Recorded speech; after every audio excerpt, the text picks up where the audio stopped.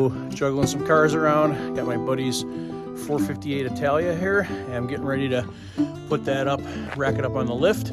Gonna do an oil change, new tires. The hood is a little out of alignment, gonna correct that. Do a couple other service items. So just moving everything around here. The Jeep, Maserati, had the McLaren out today. My dad's Chrysler Maserati there.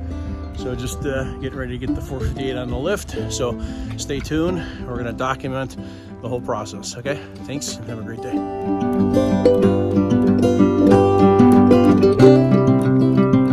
Okay, so I got the 458 in the lift position. The first thing I gotta do, of course, is swing the lift arms under and get this racked up, and I'll show you also how to do that, so stay tuned. Okay, so I'll show you the lift points here.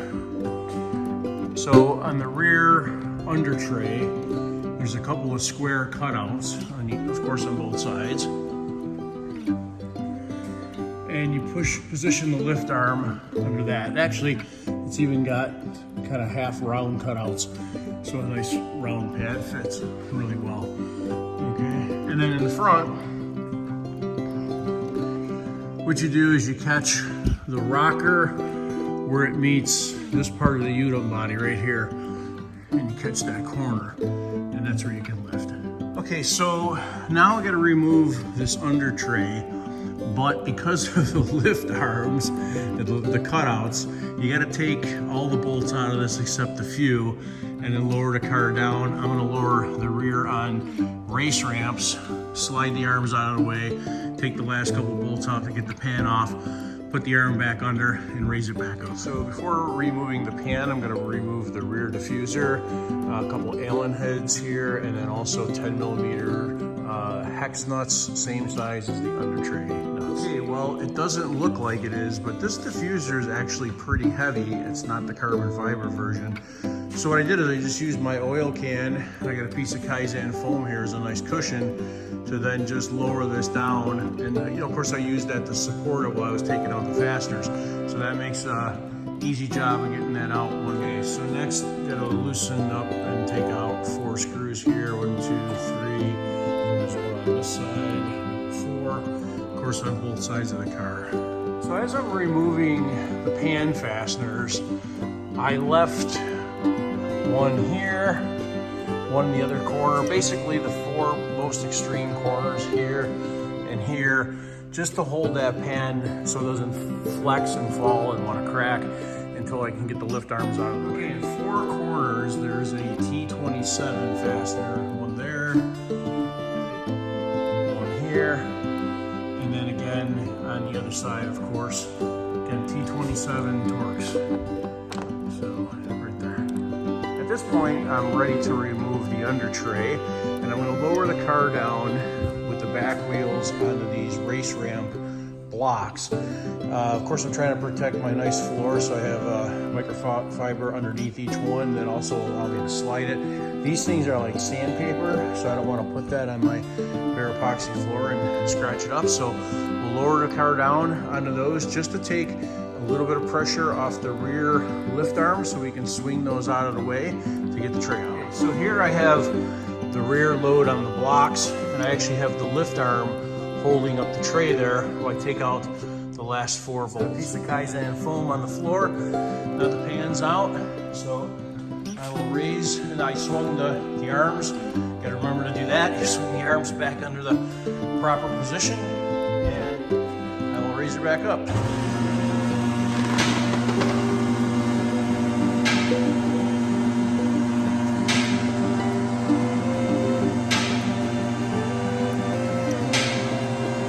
Pretty big under tray.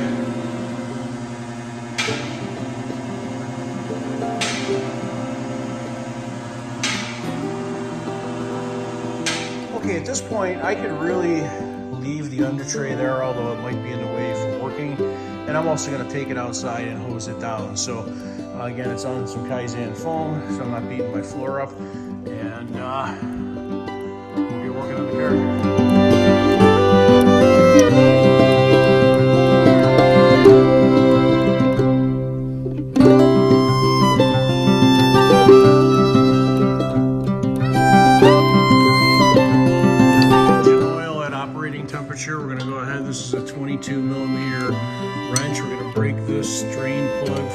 first right here and get most of the oil out from here, and then there's 2 more we'll take care of.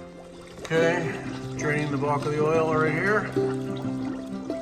That comes out like a fire hose, so be real careful you don't get yourself burned. Or, of course, I'm using a oil catch stand on my lift.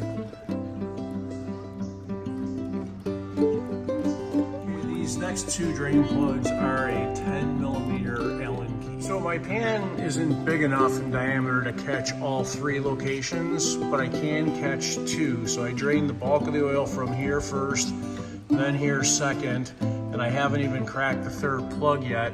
I'm gonna let this drip drain into the pan here and catch the bulk of what I can, and then I'll seal these off and I'll go to the 3rd. We started off by putting the oil tank drain plug in, of course, with a new crush washer. Now the spec for this is 25 Newton meters.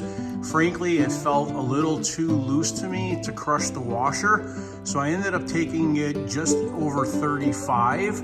Okay, some people may disagree with that, but you got to go by a little bit of feel too. I don't want that thing to back out through vibration. I want that washer to seal. These 2 for the crankcase are 60 Newton meters, and that's what I took them to. Of course, new crush washers, and I cleaned the surface of everything very well with isopropyl alcohol to get all the oil residue off to have a good seal. This is the last one I did. I drained from these 2 first, then this one last, because I can't get my tank to cover all 3, but I could get it to cover these 2. So I did that one last, but I capped these and took them to torque first, finished off with that one. So now we're ready to go up. Okay, so now we are gonna remove the oil filter cartridge underneath that black hex cap housing, and we'll replace that. Stay tuned. Okay, this is a 32mm socket that you need with a good size extension, and obviously a ratchet to get that. Okay, here is the filter cartridge on the bench. Don't mind the mess a little bit here. Of course, you can see pretty dirty filter, and there is an O-ring here and an O-ring on the cap.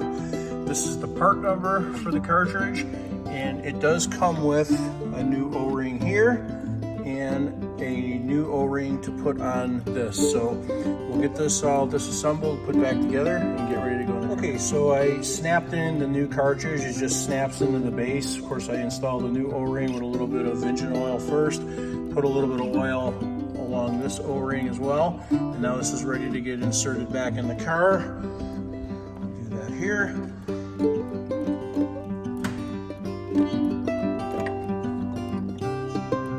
And I'm just feeling gently to make sure that lower piece goes in first. Okay. I'll just hand tighten this.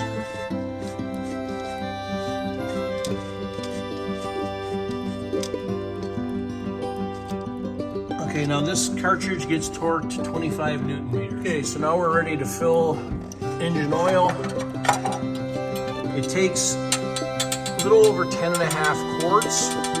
So I'm gonna probably start by putting in about 9.5, and then we'll check it from there and top off as needed.